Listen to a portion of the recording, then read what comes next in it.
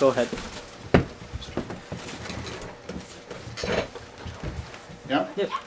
So, here are the two remarks I want to make of this. One has to do with Titania, and the other one has to do with something called moral dumbfounding. Remember Titania. She is under a spell which comes from the chemical that was poured in her ear together with the spell, "What thou seest when thou dost wake, do it for thy true love take it. Love and languish for his sake. In thy eyes that shall appear when thou wakest, it is thy dear." Then it goes on, "Wake when some vile thing is near." Right.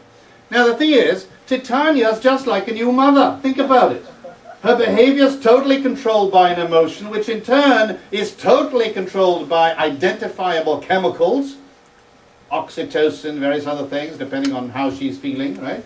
The so-called love that this generates, however, is felt as having nothing whatsoever to do with anything remotely physical or chemical, and anybody who is told, "Oh yes, it's just because you've got these chemicals coursing in your brain that you love your baby," would say, I mean, how can you be so reductive?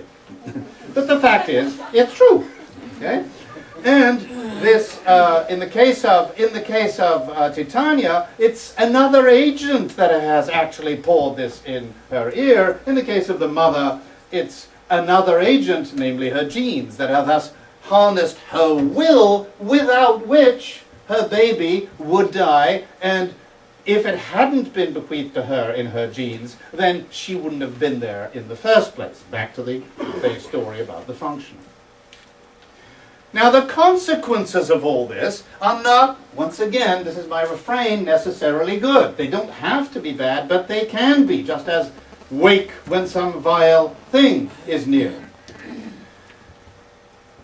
And I'll come back to this, but first, what is moral dumbfounding, which is the second remark I want to make about this question of biological explanation. Some fascinating experiments by Jonathan Haidt have shown that if you give perfectly nice liberal people who give reasons for all the moral opinions they have a few instances of what he calls harmless taboos.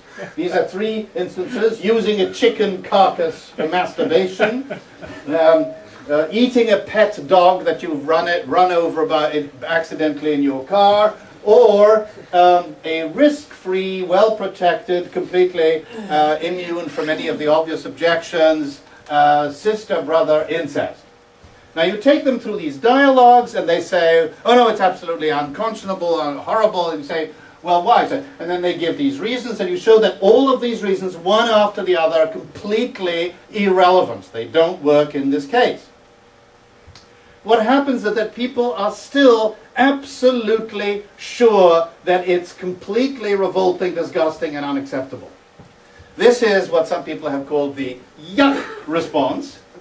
And the yuck response has indeed been elevated into a sort of, at least, principle of first, if not of last resort, under the Bush administration by the man that Bush appointed to be his advisor on these sorts of matters, namely Leon Cass, who's written a whole book about this idea that the yuck response is, as it were, an authoritative moral response, and on the basis of which you should do things like ban stem cell research and so on. So I think that yes, emotions do require a biological explanation, and I think it does affect, and it will affect, our concept of morality and what we think about it if we do this. Okay, so let me just quickly mention some corollaries of this. Insofar as emotions have functions, that those functions are to that extent under the control of our genes, we can't assume that those functions are in any sense good for us as individuals. Because the only things we can be sure that they were good for is propagating the genes that gave rise to them. And here are some reasons why it's definitely not all good. Think, for example, all my examples will be analogues of this, of why McDonald's food is actually the food that God intended. Proof. Take a child from any culture. I was struck by this once when a friend came over from China, and there was this child who never eaten anything, any Western food of any kind, and I took him to McDonald's at the age of 4, and he gobbled everything, and it was delicious. Every child loves McDonald's. That's because it's exactly what God intended people to eat.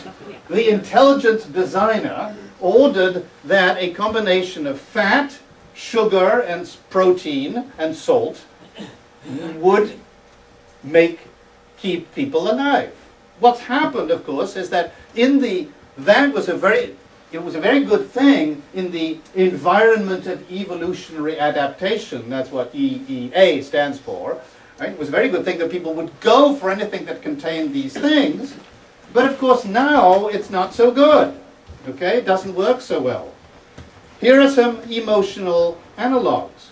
Jealous rage. Obvious what its function is. Males everywhere, whatever the incidence of murder, it's always 90%, 95 to 98% males that commit it. Right? Obviously functional. Rape, obviously functional. Religious fanaticism, obviously functional, where especially defensive about beliefs that we can't justify. Racism and xenophobia, obviously functional in terms of the emotions that are linked to the loyalty and the community issues, etc. And maybe even homophobia. It turns out, according to some researchers, that there might be reason to think that, as a matter of fact, heterosexuals have good reasons to be hostile to homosexuals, because most homosexuals are actually bisexuals, and they're just much, much more sexy, and they actually have more descendants. So all of these just simply might be functions of our mental system, which are set up because they constitute a good strategy. Now, in particular, there's one kind of strategy which is called an evolutionary stable strategy, which is not one strategy but a combination of strategies, which plays a very important role in evolution. And when you remember that it exists, you realize that an assumption you often make about evolution is obvious but false. This is the assumption that, given any trait that is sufficiently heritable, that trait will either go to fixation, meaning everybody will get it, or if it's beneficial, if it helps your fitness, that will happen. Otherwise, if it hinders your fitness, it will then disappear. But that is not the case, because many traits are, in fact, have a fitness which is frequency dependent. That is to say, it's a good policy to do some things if other people don't do it. Okay? Example. The classic example is due to Maynard Smith, and was made very, very famous by Dawkins in his first book, and that's this hawks and doves example. Hawks kill all the individuals that they can possibly kill in a fight, which means that half the time, if they have a fight, they die. They always win against doves who always run away. Now, if everybody in a population is a hawk, then their incidence of mutual